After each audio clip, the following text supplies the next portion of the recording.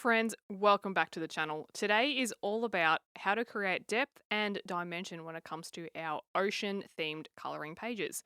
Now, there are a bunch of different ways that we can do it, of course, and there never is one way to color something. But today I'm going to show you and walk through my general rule of thumb or my general style when it comes to coloring ocean themes. So we're starting off today in Leila Duly's Beautiful Planet, which is one of my favorite coloring books. I love Leila's illustrations. Usually she features more of the botanic style. However, she does have some amazing ocean themed pages tucked in this coloring book. So I thought we'll dive into that because we do have a lot of little tricky, fiddly little bits to get through. And so I thought this would be more beneficial.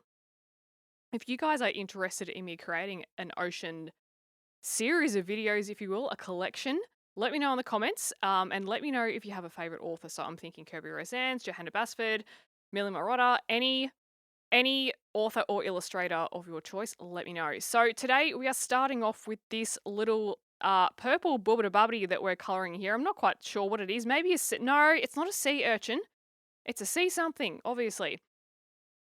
One of the first rules of thumb for me when it comes to creating depth and dimension is shading and contouring. So you can see here that I am starting with some shading from the very top and the bottom and working my way in. So I'm not just colouring this thing one colour, and I'm not just moving the shading in one direction either. I'm coming from two different directions, working my way in the middle, with the lightest point being in the middle, so it makes it look nice and squishy and round. To me, it kind of looks like a purple mandarin, which is really funny.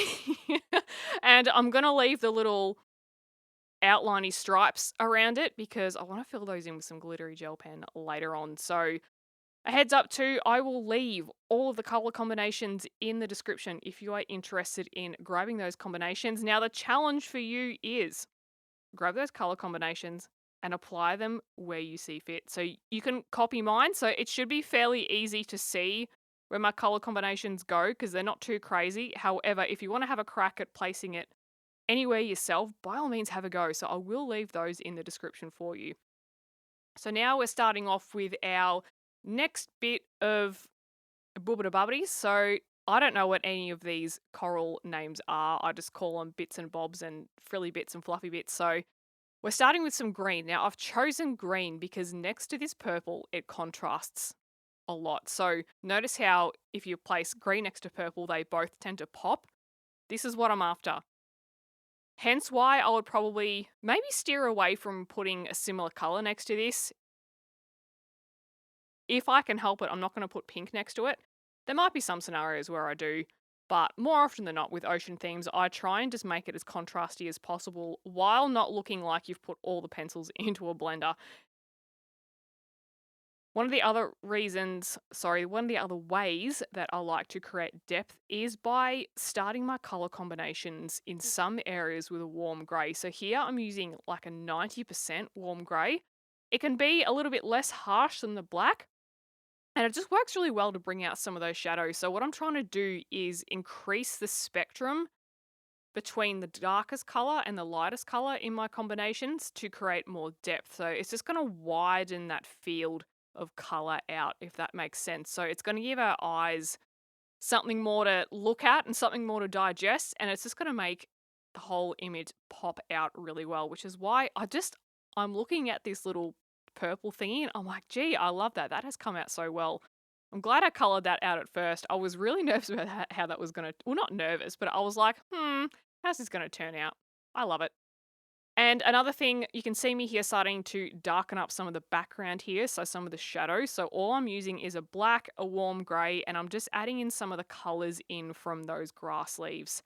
Now we are moving on to our brown section. And one of the things that you might notice about coral themes, so if you look up coral on Pinterest, even if you go out snorkeling yourself, or even in your own fish tank, if you've got one at home, you'll notice that it's not just a plethora of bright colours. There is also some brown and some greys in there. And I think one of the things that I definitely notice about coral pieces, I suppose, on Pinterest is we do have a lot of those browns and greys and everything to kind of balance everything out and give the eye something to look at. because if we just go in with all crazy bright colors and don't try and harmonize it, we're going to get a little bit lost with what we're looking at, and nothing's really going to stand out, which is kind of not what we want when it comes to an ocean page. So when we're using heaps of bright colors, we do tend to need to be a little bit strategic about placement. And for me personally, I don't know if you find this, but I find that if I'm looking at an image that doesn't have some balancing going on and doesn't have some depth to it or doesn't have darker colors, personally, I feel less grounded. I don't know if that makes sense, but I feel that for me, darker colors are really grounding, and I feel like I need to have them in my images if I can help it that I color, just so I feel like the page is more harmonious and complete. Now, all I'm doing here is just, I've started off with a warm grey and I'm just working up the way up. I'm working my way up the color gradient from the darkest to light. Now, you can see here, so this is the third element that I'm coloring, the out of the big ones here. So you notice that with the purple one and the green one, the shading goes in a different direction. And now with this particular one, I'm pushing the shading up. So the top of the grass or the coral or the little seaweedy bits are going to be the lightest color. It doesn't always have to be this way, but I'm playing around with this and doing different things just to see how it ends up looking. And I'm trying to play around with it because I don't want to have everything going in the same direction. So I don't want all of my elements to have the shading going in one direction. I don't want all my elements to have light up the top. So you will see that there will be some things that I will change around with, because sometimes if you have the gradient going in the same direction for every element on your page, it can look a bit odd.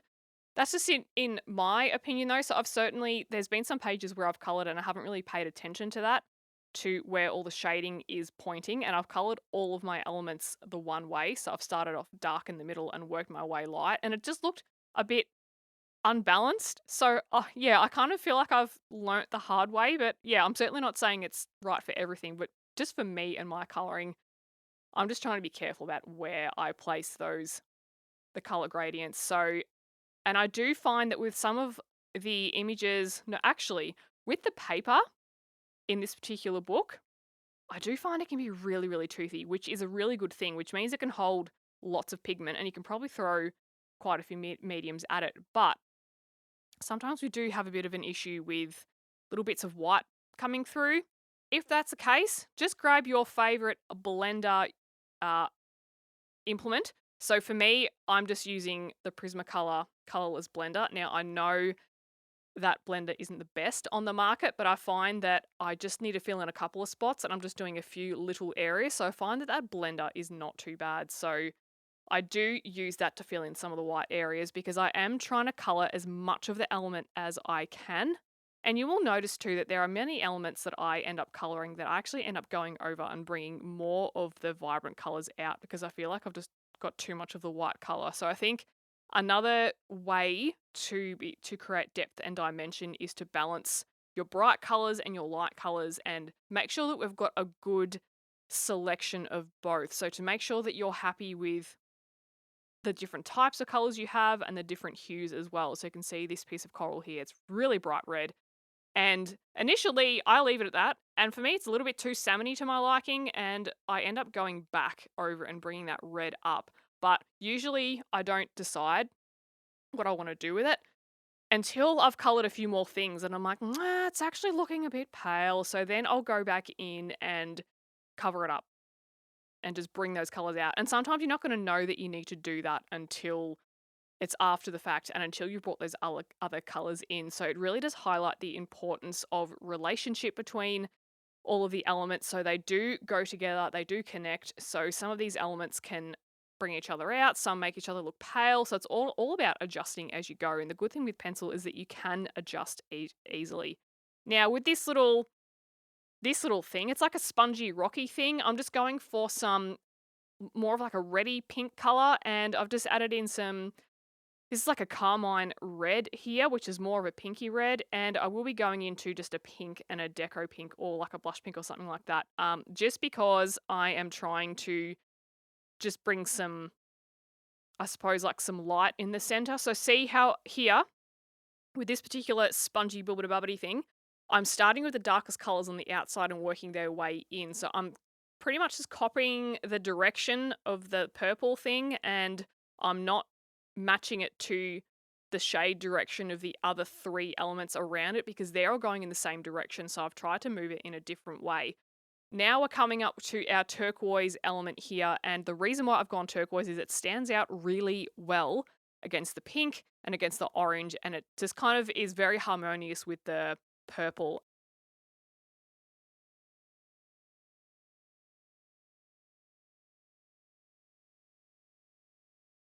If you need a little bit more assistance as to how to pick your contrasting colors, etc., grab a color wheel because that will point to you what the contrasting colors are, and it will help you select what is opposite ends of the spectrum, and it'll help make those coral pieces pop. With this particular piece here, I do, in my mind's eye at the start, I'm thinking it's going to be turquoise, lovely turquoise blue, but I do end up going over the last shade with a light green because I did feel like it was just a little bit too pale for my liking, and I knew that I wanted the back. There's like a tiny little bit of water poking through, which is the background. So yeah, I thought, look, it's gonna blend into that a little bit too much. So hence why I end up changing it, which you'll see in a minute. And what I'm going to do as a general rule of thumb, if there are any repeating elements on this page, then I'm going to color them the same because I'm trying to have some continuity to the page. So I've got my color palette in front of me. I don't want to introduce too many different color combinations because then it's just going to be lost. And I figure that if the illustrator draws multiple elements in an image, so if there's like 3 different types of the same coral, more often than not, so 99.9% of the time, they've drawn it in a very harmonious way. And so I'm going to color them the same because I can trust that that color placement is going to look even and really nice. So I'm not too concerned about, oh, if I color this, you know, piece of coral over here the same, is it going to look unbalanced? No, it's not. It's going to look really nice. So that's just, yeah, I'd say for me, 99.9% of my experience is definitely that way. And now we're starting with a lovely orange starfish. Now, as soon as I saw this image uncolored, I knew that I wanted that starfish to be orange and a really bright orange, which is probably another reason why I actually, that little bubbity bubbity purple thing, bubbity bubbity, that's why I did that purple because I knew that the orange was going to stand out really well with that. I was going to make it red or purple, but I went with purple. I'm so glad I did. So with this as well, so you can see that I've got some really, really bright elements and I've also got some muted elements as well. So I as a general rule of thumb, I like to combine muted elements and bright elements together because again, the page is just going to look more balanced. I feel sometimes, and it does depend on the style that you're coloring and the artwork and just like the drawing style, all of that. Sometimes it warrants for being super bright. So say if it's something quite abstract or if you're working with gel pens, sometimes having all of it fluoro works. Other times you need a bit of help from other mediums and other types of shades, so such as your browns, your blacks, your greys, to really just help it dull it down a little bit and for those elements to pop out. So hence why all of my greens are a little bit muted bar one. I think there's one or two that I do change. We will see that. With these rocks, I'm just doing the shading in all different directions because usually with rocks, they're all a bit higgledy-piggledy everywhere anyway, so the shading isn't in the one direction, and I'm doing that just so it catches your eye and so that it just looks a bit more dynamic and less flat. Hence why I add a lot of shading to rocks because I kind of want to make them stand out a bit and give them the credit they deserve because often if we see rocks, it's like, rocks, whatever, it's like, blah, blah, blah, and we kind of give it no attention. And I just, with my colouring pages, I know that I'm very tempted to give things like little blades of grass and rocks no attention, but I'm really trying to give it the effort that they deserve because I believe that little decisions like that can help enhance the overall effect of your image. They're there for a reason. They might appear like they're just a filler, but you know what? I'm going to treat them with the respect they deserve anyway. Even if they are just rocks, it's all good. So I've chosen a light brown here. Now I think this is the same color combination as the blades of grass that we did up on that right-hand side there. They are, which is good. So again, I'm just keeping that brown combination consistent. And I'm going in with like a second green combination here. And this one I'm making it a little bit more bright. Now with this particular piece of coral, I do go back over this and bring some of those mid-tones out. So for me, one of the things that I struggle with is, and I try and pay a lot of attention to, but I don't always get it right, is the how I place each individual color in the color gradient. So sometimes, even though I try my best to make it even, I don't always get it right. And so I have to go back and adjust. And in some cases, it might be intentional. So I might intentionally make the spacing a bit skew-if. But with this particular piece of coral, it's not the case. I am trying to make it fairly even, and I don't, again, like I was saying with the other pieces of coral, I don't really confirm and know that I want to change that until I see the neighboring coral pieces around it colored. So again, going back to the sometimes you won't know that you need to fix something until everything else is around it. So here we are starting with our second piece of blue coral. And you may be happy to know that I'm actually using that dreaded electric blue pencil, which I should have mentioned at the start, guys. What are we, halfway through? Nearly a third through, and I haven't even mentioned I'm using Prismacolors. Lol. I hope you've read the description or you've watched my stuff enough by now to know that I use Prismas. If not, I do apologize. I'm not going back to re-record my voiceover from the beginning. No, we are all good. Okay, so just going through with my purple now. I was really excited to use this purple. So this is another purple combination. This one's more of a bluey violet combination opposed to a warmer purple down the bottom there. So completely different colors from that purple family, which is kind of, that's the extent of the Prismacolor range of purples anyway, is they have a more reddy style purple and then they have a more bluey violet, more like an indigo purple range. So I'm using all of those today. And starting off with some black to really enhance that shading, because my darkest level of purple, my darkest purple color is already so dark. So the only thing darker than that is your 90% greys or your blacks. And I know that black looks really nice with this particular color combination. So I'm adding it in.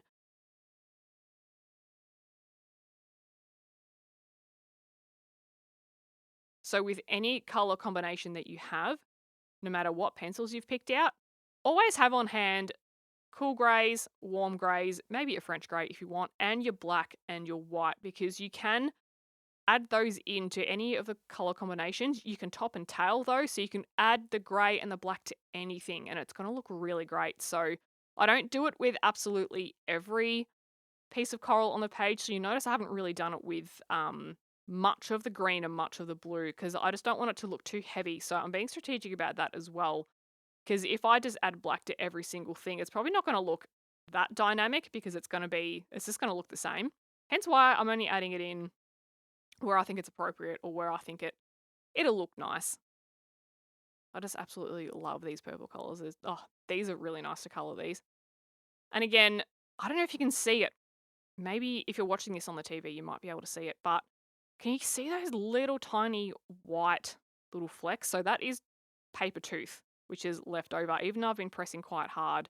So to fix that, again, that's where your blending tool comes into play. So there are a few different blending tools on the market. So there are your pencil blenders, which is what I have.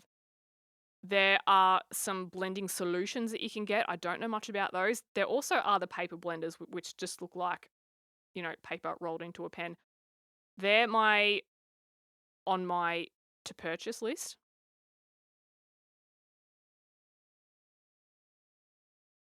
Okay, now we're going in with some beautiful oranges. So I'm bringing in some of the orange from that starfish, because I do want to have oranges in other places as well. So I do start off with a pale vermilion because it is a really deep reddy orange, and then I just go over the top with bam, straight to orange. So nothing muted about this. I do have a muted orange combination off to the side, which I actually completely forgot about until I got to the last couple of coral pieces to color, which was hilarious. So we're just sticking to the full-on gung-ho bright orange today, kiddos, which it looks really great against this purple coral as well. And going in with a pink because this is a repeating element up here. So this piece of coral spongy stuff was already below. So I'm just repeating the color combination over the same and just to keep it all a bit cohesive and tie it together.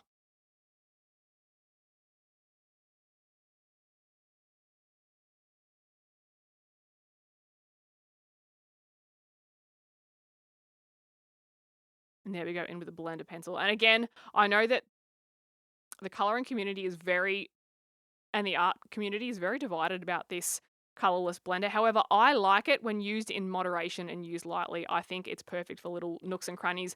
If I was trying to blend and burnish huge areas, so like bigger than, I don't know, like a couple of centimeters or bigger than an inch, then I would not use it because it can leave a bit of a waxy film in the light. It can just, yeah, I wouldn't use it on if you're doing portrait coloring and you're trying to blend some things in.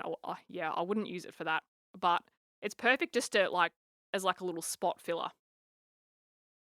And now going in with the red combination because this is the same type of coral that was below. And I think it's at this point that I start to realize maybe I need to bring the reds up in the other bit of coral even more.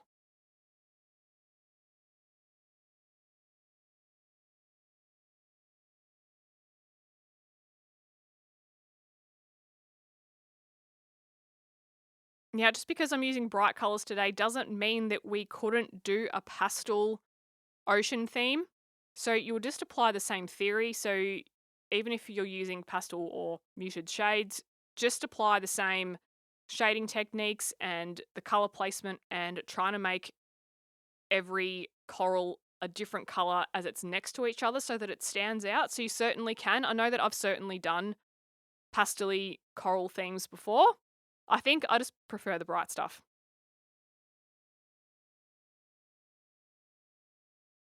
There we go. Yeah, I'm much happier with the highlight stuff there. This is just, yeah, it's a habit of mine where I just get too scared that I'm just gonna like not calculate it correctly and I end up just, yeah, going overboard. Okay, so this piece of coral here is the same on the other type of behind the fish. This fish, I believe is it a raccoon butterfly fish? I think.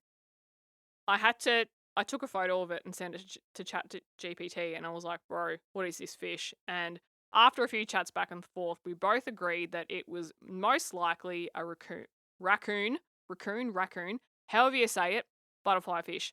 So at this point, I'm looking at how I've placed out that beautiful green. I'm like, oh, the other one's looking a bit yellow. So I go back in and I fix it up. So again, when you've got pencil, it's a really easy thing to do. I think most mediums would be easy enough. There might be some that are really challenging to go over, but yeah, that's why I love pencil. It's just super easy.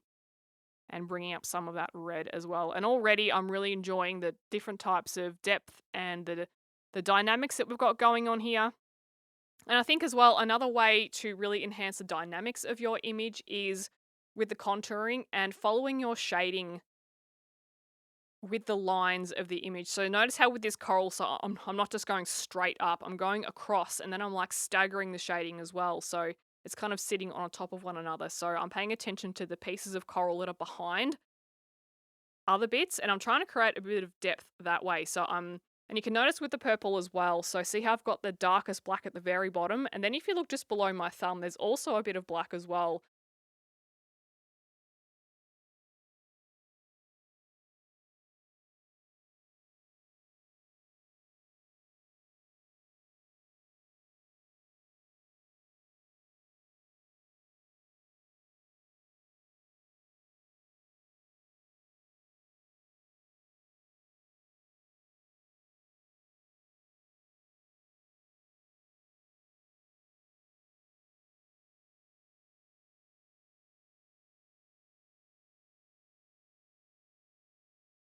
Because there are layers to this coral, so I'm adding in shading behind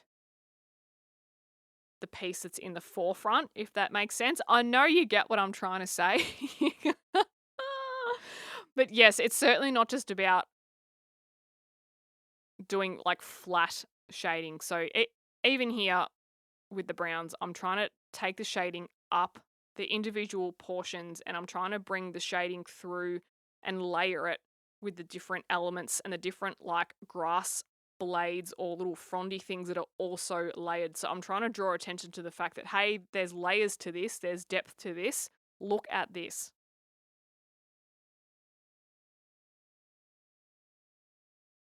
And this is my first kind of muted yellow tone that we've got going here, and I bring it out a couple of times. I just add little bits of it because I know that the fish are going to mainly be black, white, and yellow anyway, so I don't want to have too much bright yellow going on because I feel like I'm just going to detract from that because it's really easy to make things get lost. And lol, hot tip here, I didn't realize that I wasn't using the darkest purple. I was using the second darkest, and then I was like, why does this look weird? And I was like, uh-oh. And then I go back over it. I always get my color combinations muddled up, even though I have them sitting in their trays and they can't move because they've got the little ridgy didges around them. Yeah, I still get it wrong, which is hilarious. So again, just paying attention to that shading. So I've got multiple levels of shading going on. I'm not just shading from the bottom, I'm shading with both layers. Because if you think about the coral in real life, all those little frondy things that they're intertwined and they're interwoven and there's bits that are getting sunlight, bits that are not getting sunlight. So I'm really trying to replicate that. So I'm pretending and I'm trying to create that there's this like hollow bit in the middle that the light can't get into. So we need some shadow. Because otherwise, if you don't do it that way, it's just going to look a bit like, a bit lost.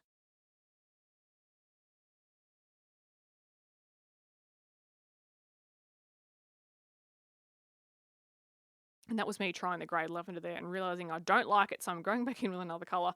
It's funny because I don't feel like the greyed lavender works really well on Leila Duly paper. I feel like it just ends up looking like this greyed, waxy mess. And I keep forgetting that I don't. It's like I've got to stick a note somewhere and be like, no,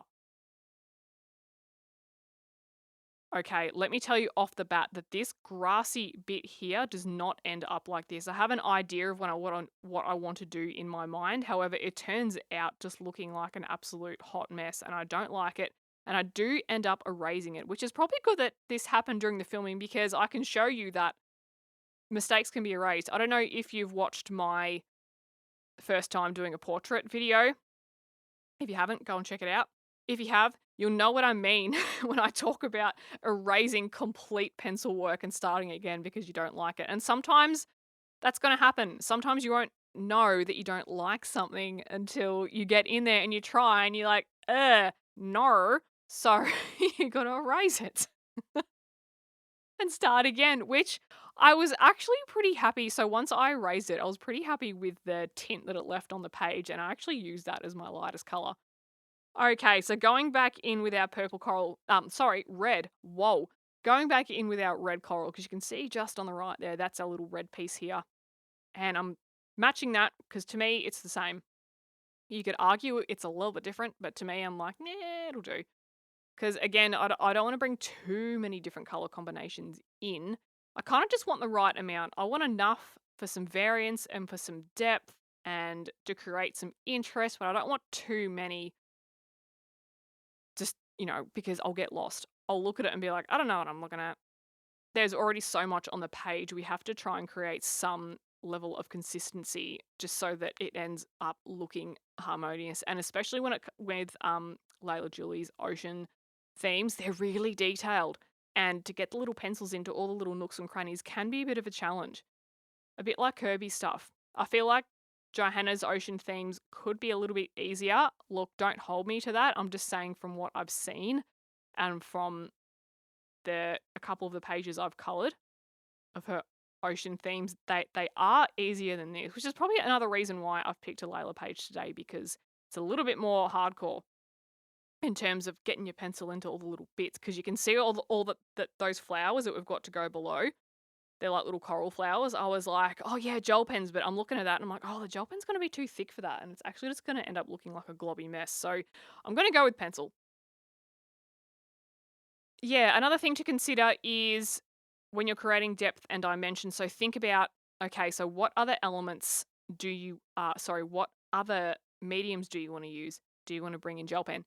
Do you want to bring in acrylic markers? Which my answer to that is yes and yes. So I'm thinking about what things that I want to leave for gel pen and acrylic markers, and I'm leaving them white for the minute. And if I'm not sure, leave it anyway, because you can always go back over with pencil later on. So with the fish, as you know, I'm going to do those in acrylic marker, so not with pencil, because I want them to stand out a bit. And the same with some of the elements on the little bubbity bubbity thing and the starfish. I'm sure there'll be someone who's into marine life and marine biology who will be like, oh my gosh, why are you calling it that? It's clearly this. Everyone knows it's called this. And you've started a drinking game every time I say bubbity bubbity. Yep, no worries. Have a nice party. Oh dear. Here we go, erasing it out. Yeah. So this is my Derwent mechanical eraser. It is battery operated and it just works wonders. Now I erase on the side of it so it creates a nice little point so I can get into all the little bits. Now I'm just going back in with another green combination, so one that I've already used, and I'm starting off with some grey just to create some shadow because it is sitting behind that red piece of coral, and already I'm happy about my decision. Just so you know that if you do put pencil down and you do erase it, some of the paper tooth will be destroyed and it will be a little bit difficult to create a seamless bold blend, so just keep that in mind. So I'm certainly not saying if you're unhappy, erase the whole thing multiples amount of times. Don't do that. But you can erase when you want to, but it is going to damage the paper just a little bit. So just keep that in mind. You'll see the look that it'll give in a sec. And I suppose you can make your own decision as to whether that looks good or not. Now, see the red coral below? See it's got looking a bit waxy? That is my light reflecting off the wax. So don't worry, your coral won't turn out like that to the naked eye. It's just when it's under a whole heap of light, that's all. So we are all good. So I have left some of the previous erased color pencil and I'm just making that my lightest color and I quite like it. Now getting in all these little flippy little bits of grass. I hate coloring grass. Sorry, hate. I strongly detest coloring grass with a passion. Hello, that's... But, you know, if I had to choose between colouring spiders or colouring grass, I choose grass. I think it's just it's like so tedious. And I really had to, I feel like my head was almost like touching the table at this point. I was really just trying to get in there. I mean, I had to dodge my head around the camera because the camera's so big, but I was just like, how do I see this? And I had my glasses on and all sorts. Now we're colouring these little flowery bubbity bubbity bits, and I really like this combination. So I've just gone for the darkest brown that I have in the rock color combination and also the lightest, and I'm just mushing those two together because the smaller area that you color, the less room you're going to have for your different colors. Now, I know that's probably stating the obvious, but sometimes we forget. So you've got to think about, okay, like what colors do I want to include? So I would choose your lightest and your darkest, or close to. I wouldn't choose like your middle two together because it might end up just looking the same color. I mean, that's just my opinion though. Most of the time, if I'm coloring in teeny tiny areas, I'll pick the darkest and the lightest, but sometimes I might pick the mid-tone and the lightest, or I might pick, say, the darkest and 3 mid-tones up, or something like that. Just have a think about what different colors you could use. Try not to have colors that are too similar because you're not going to get a lot of dynamic that way. And going in with some pink. So this is my lightest color out of my color combination. I mean, bear in mind the pink color combination is only 3 colors big, so that's probably the smallest I'd go. Usually in my color combinations, I've usually got about 5. 3 sometimes, but I find that you don't always get a lot of depth with just 3. I mean, you can if it's a bigger area, but usually the bigger the area, the more colors I can squeeze in. And I'm just going in with the same brown and the black to fill in some of that background there. So there's no real defining image there to say what it actually is. So I'm just treating it as like, okay, like it's a shady rock part that's just it's covered up by these little flowers. So I'm just bringing some of the surrounding colors into it and just doing multiple layers and just darkening it up until I'm happy with it. And then you can go in with a blender pencil to smooth everything out if you want a smoother look, like I'm doing there. So if you haven't used the Prismacolor blender yet, it is very hard. If you try and scrape a bit of it off with your fingernail, so like on the actual pencil point itself, you'll notice that it feels a bit acrylic-y. So it might feel like an acrylic nail. That's kind of on purpose, I suppose, because it is there to blend. So it does need to be quite a hardcore. It's hardcore, guys, to be able to blend in. Oh my gosh. To be able to blend in. So yeah, I have had a few comments that people have used their blender for the first time thinking that it's going to be like a pigment, like a clear white or something. It's not. It's made out of a completely different thing. I don't know what exactly, but yeah, it's different. So don't be shocked if you're like, this is acrylic. What the heck?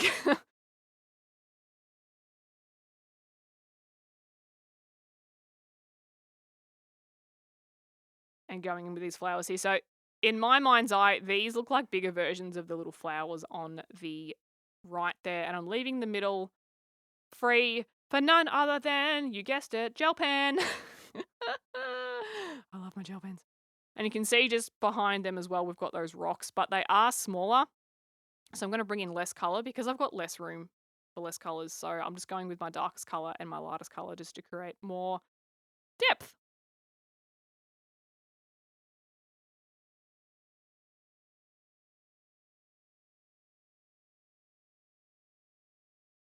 If you would like me to showcase more ocean themed pages, let me know in the comments. I'm not someone to do like mermaid or anything like that. It's probably just not my coloring style, but I wouldn't say a hard no to it, but it's probably not something that I'd be participating in. I mean, there is so much out there that looks amazing, so I'm going to leave it to the experts. But if you would like to see more ocean themed pages, I can certainly get a series going. We can do some different authors. We can have a bit of fun. Even if you have any specific ocean elements that you'd like to see, let me know. I'll see if I have a few ideas to do it or have the skills. So probably the thing that I can't do is like big bodies of water. I'm like, I don't know. But I feel like I'm quite comfortable with like the little itty bitty bits. Okay, so now for this piece of coral, or this little grassy bits, I'm actually following the same color gradient or shading direction as the purple bubbity bubbity. So I'm starting from both ends and working my way in. So we start with our darkest brown on either side, and I did put the grey down the very, very bottom. I wouldn't put it up the top, just the bottom, because the bottom is tucked in behind things.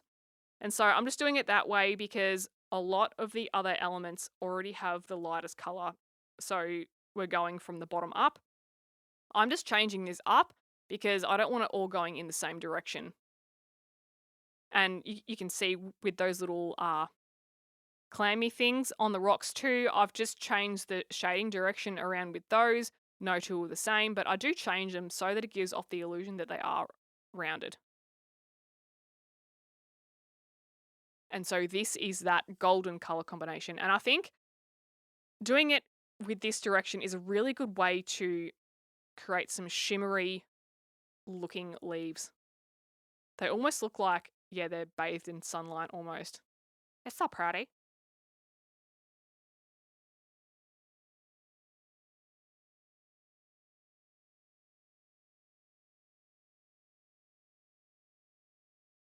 Okay, and more blades of grass colory in your bits. By this point, I was like, just smush it all in, whatever, blah, blah, blah. I think it's like, I still have a cold and I'm still like, just like, with it. I mean, I really enjoy coloring, but I think by this point I was like, I just need to finish it and I've colored too much grass. And it's grass. Alrighty, guys, we are on the home stretch with our coralness. So what I'm doing is I'm using the other shade of purple. So I'm using the more reddy purple here. Because I've already got a lot going on with the violety bluey purple, as is off to the right, I'm bringing in the different types of purples, like the more magenta-y stuff. Just, again, because I feel like I don't have enough of it on the page, so I've got it in the little anemone thing down the bottom and a tiny little bit on those little rocks, but I want to add one extra spot in for it to sit. Now, you could argue that this piece of coral is the same as the red one. To me, I looked at it for ages and I was like, is it? I don't know. And I decided that it wasn't, so I'm colouring it differently. Not forgetting the shading that goes in the middle there, just to create the illusion that yes, there is shadow there and the sun cannot get into it. So making things look deeper and that there's little nooks and crannies and everything. Because with coral, it is just this cute little hidey hole for how many different types of fish, sea life, all of that.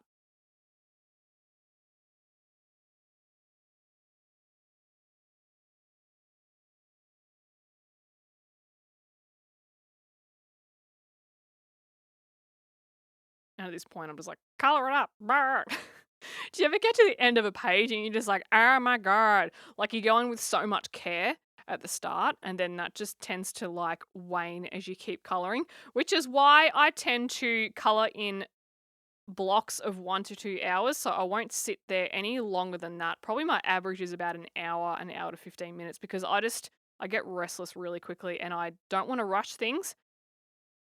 I'm my own worst enemy when it comes to attention and keeping focus.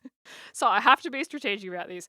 Okay, so this fish here, I'm going in with my Artex acrylic markers. Now, if you haven't seen my review on the 90 set of the markers, it's one of my later videos, so you can head to my channel page and you can see those there. So these are the acrylic markers that don't need activation or shaking, which is amazing. You can just go in and color like I'm doing now. And because it's a brush tip, you can get in really fine spots as well, which is great. So there are some points, and I'll show you in a minute when I do the background, that I'm getting in between all those little different blades of grass. And I love colouring these fish. Aren't they beautiful? Oh, they're so cute. I love fish. I really do. If I didn't have 2 hunting dogs, I would 100% get a huge tank of tropical fish. I so would. But I know with 2 hunting dogs how that's going to play out. So we won't be doing that for now. The fish can stay in the ocean. And going in with some different types of yellow. And then an ohuhu glitter marker. Now, this particular ohuhu glitter marker is from the 24 set. They are a little bit more difficult to work with in the 12 set, but they have some really funky colours, and I just chose a teal. And now for Mr. Sharkbait Ohuhu. I don't know if anyone's, Finding Nemo friends. Anyone? Yep, Mr. Sharkbait. The voice actor was William Dafoe, I think. And I keep thinking of the scene when they're in the tank and they have the ceremony. It's the best. So yeah, as soon as I saw this picture, I was like, Sharkbait Ohuhu. So yeah, that's all my brain goes. Oh dear. And I started off with his light marker thinking, oh, it'll look great. And then I got a part of the way through. I was like, but no. So I changed it into a darker color. And I'm so much more happier with that because I kind of want to make that match the blue coral that I have because I've only got 3 pieces of the blue coral. So I'm like, yep, let's bring out some water. So I've tried to go for a bit of a darker. You could almost say it's tealia. I'm actually not quite sure. It's just a darker blue. Perhaps it's more of a mid-tone blue, mid-tone to dark. And you can see I'm working really hard here to get the brush tip into all those little nooks and crannies, and it does really well. You do have to get your skills there. And I don't know if you saw that flash of white. That was me flipping over the page to see if it was bleeding through, and it wasn't. So this is the amazing thing about these markers is that and any acrylic marker, I suppose, is that they don't bleed through, which is awesome. And I think because the Leila's paper is quite thick, which is great, so it can handle it, which is awesome. And funnily enough, I spilt a ginger beer on my swatch chart that I had done of these, and the acrylic paint did not come off. It is still there. Has survived ginger beer, my friend, so it is sturdy stuff. And going in with some of my glittery gel pens, where else would I be without the glittery gel pens? They are a go-to in my life. So guys, thank you so much for joining me in today's video. I hope you've picked up some tips and tricks to enhance your ocean pages and creating depth and dimension with your colouring. Again, if you haven't subscribed to my channel, please consider doing so you can stay up to date with all my little bits and bobs. Thank you so much for joining me, and I'll chat to you later.